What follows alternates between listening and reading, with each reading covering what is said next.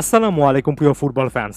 মাত্র ১৬ বছর বয়সে আর্জেন্টাইন নতুন সেনসেশন যার খেলা দেখে অনেকেই মুগ্ধ হয়েছেন সে ফ্রাঙ্কো মাস্তান্তুনো সম্পর্কে আলোচনা করব, যিনি তার সর্বশেষ ম্যাচেও তার দল অর্থাৎ রিভার প্লেটের জার্সিতে কোপা লিবার্তাদোরেসের একটা ম্যাচে লিবার্তাদের বিপক্ষে জয়সূচক গোল করেছেন এবং এছাড়াও ট্রান্সফার মার্কেটে তাকে ঘিরে ক্রমাগত আলোড়নের কারণে এ মোমেন্টে একেবারে ফোকাল পয়েন্টে আছেন। তবে আলোচনাটা শুরু করার আগে আমি রীতিমতো অনুরোধের সুরে বলতে চাই, ফ্রাঙ্কো মাস্তান্তুনো মূলত একজন অ্যাটাকিং মিডফিল্ডার। তার মধ্যে গোল করার চেয়েও ওভারঅল খেলার মধ্যে একটা কন্ট্রোল পরিস্থাপন করা, চান্সেস ক্রিয়েট করা এবং নাম্বার 10-এর অ্যাক্টিভিটিগুলো করা, এই টাইপের প্রবণতা অনেক বেশি করে দেখা যায়। তাই ফ্রাঙ্কো মাস্তান্তুনোকে তার শুধুমাত্র গোল দেখে জাজ করবেন না।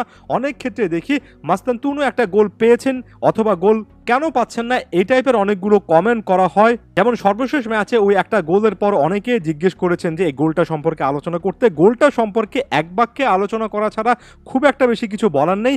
একজন অ্যাটাকিং মিডফিল্ডারকে দয়া করে শুধুমাত্র তার গোল দেখে জাজ করবেন না। এর বাইরেও মাঠের মধ্যে তিনি অনেক কিছু করেন যেটা কোনো কোনো ক্ষেত্রে আসলে ওই গোলগুলোর চেয়ে অনেক বেশি করে ইম্পর্ট্যান্ট।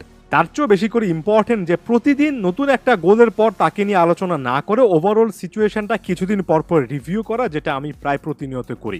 এ মোমেন্টে ফ্রাঙ্কো মাস্তান্তুনো বা মাতান্তুনো নামে পরিচিত এই প্লেয়ারটাকে কেন্দ্র করে সবচেয়ে বড় আলোড়নের জায়গাটা হচ্ছে রিয়াল মাদ্রিদের ক্লিয়ার কাট একটা ইন্টারেস্ট থাকা।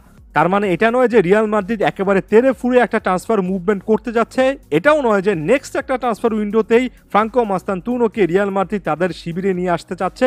মূলত ব্যাপারটা হচ্ছে রিয়াল মাদ্রিদ একটা ইন্টারেস্ট দেখিয়েছে। যেমন মার্কা রিয়াল মাদ্রিদ কেন্দ্রিক প্ল্যাটফর্মটা জানিয়েছে যে লিলে খেলা ডিফেন্ডার ইউরোর সঙ্গে রিভার প্লেটের মাস্তান্তুনোকে তারা টার্গেট করছে এবং তারা যতটা সম্ভব আর্লি ভবিষ্যতের জন্য এই দুটো প্লেয়ারকে সাইন করিয়ে ফেলতে চায়। তবে এই জায়গা থেকে রিভার প্লেট একেবারে মোক্ষম সময় কিন্তু একটা কাজ করে নিয়েছে। তারা কিন্তু ফ্রাঙ্কো মাস্তান্তুনোর সঙ্গে চুক্তিটা 2026-এর ডিসেম্বর পর্যন্ত বাড়িয়ে নিয়েছে এবং এর সাথে সাথে একটা নতুন রিলিজ ক্লজ সেটেল করে দিয়েছে এবং সেটা হচ্ছে 45 মিলিয়ন ইউরো, যেটা কিনা বর্তমান সময়ে দারুণ আলোচনায় থাকে এবং একের পর এক ওয়ার্ল্ড ক্লাস প্লেয়ার প্রডিউস করা রিভার প্লেটের ইতিহাসে সর্বোচ্চ। অর্থাৎ ফ্রাঙ্কো মাস্তান্তুনোকে পেতে হলে রিভার প্লেটকে তাদের ইতিহাসে সর্বোচ্চ পরিমাণ একটা অ্যামাউন্ট পে করতে হবে যে কোনো একটা ক্লাবকে এবং এটা নন নেগোশিয়েবল। অর্থাৎ এটা নিয়ে বিন্দুমাত্র কোনো দর কষাকষি রিভার প্লেট করতে চায় না। তারা ক্লিয়ারলি বুঝতে পারছে 16 বছর বয়সী এই প্লেয়ারকে ঘিরে অনেক ক্লাবেরই আগ্রহ থাকবে এবং কারো যদি আসলেই অনেক বড় রকমের আগ্রহ থাকে তাহলে আপফ্রন্ট এই অ্যামাউন্টটা পে করেই ভবিষ্যতের কথা তাদেরকে চিন্তা করতে হবে। ফ্রাঙ্কো মাস্তান্তুনোকে শেষ পর্যন্ত রিয়াল মাদ্রিদ বা যে কোনো একটা ক্লাব যদি নেয় তাহলে রিভার প্লেটের ইতিহাসে সবচেয়ে ব্যয়বহুল সেল কিন্তু এটাই হবে এবং ফ্রাঙ্কো মাস্তান্তুনোর ট্যালেন্টটাকে রিভার প্লেট এতটাই সেফগার্ড করছে। এর পাশাপাশি আরও একটা ক্রুশাল ইনফরমেশন হচ্ছে প্লেয়ারটার বয়স 16 বছর হলেও এখনই কিন্তু একটা ট্রান্সফার মুভ পসিবল। যে কোনো ক্লাব এ সিজন শেষে একটা নেগোশিয়েট করতে পারে। সাধারণত লাতিন আমেরিকার ইয়াং ফুটবলারদের ক্ষেত্রে একটা নীতিমালা আছে ফেয়ার প্লে অনুযায়ী, সেটা হচ্ছে 18 বছর পর্যন্ত ওয়েট করতে হয়। যে কারণে এনরিক ফেলিপের মতো একজন প্লেয়ারকে রিয়াল মাদ্রিদ অনেকটা সাইন করিয়ে ফেলেও আনতে পারছে না, ওই 18 বছরের ল্যান্ডমার্কের জন্য আসলে অপেক্ষা করছে।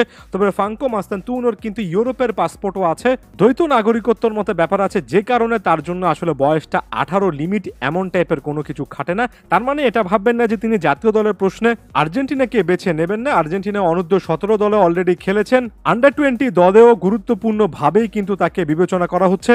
মূল কথাটা হচ্ছে রিভার প্লেট খুব ভালো করে জানে যে একটা জেনারেশনের সবচেয়ে ভালো একটা ট্যালেন্ট এ প্লেয়ারটা হতে পারে এবং রিয়াল মাদ্রিদের মতো একটা ক্লাব বা যে কোনো ক্লাবের আগ্রহ থাকলে আপফ্রন্ট 45 মিলিয়ন ইউরোর একটা বিশাল ট্রান্সফার মানি, বয়সের তুলনায় যেটা আসলে বিশাল বলতে হবে, এটা পে করতে হবে।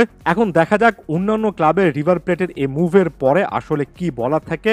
আমি আরও একবার বলছি, বয়সটা মাত্র 16, এখনই অনেক কিছু হতে হবে, ব্যাপারটা এমন নয়। বরঞ্চ তিনি যদি আরও 1-2 বছর রিভার প্লেটে খেলেন, আরেকটু বেশি করে যদি পরিপক্ক হন, খুব একটা বেশি খারাপ হবে না। এই সময়টাতে যত বেশি শেখা যায় তত বেশি ভালো এবং রিভার প্লেটও কিন্তু শেখার জন্য ভালো একটা জায়গা। তারপর আশা করব বড় একটা ক্লাবে আসবেন ইউরোপের এবং আসার আগে আরও পরিণত হয়ে আসবেন, আরও বেটার একটা ভার্সন আমরা দেখতে পারবো।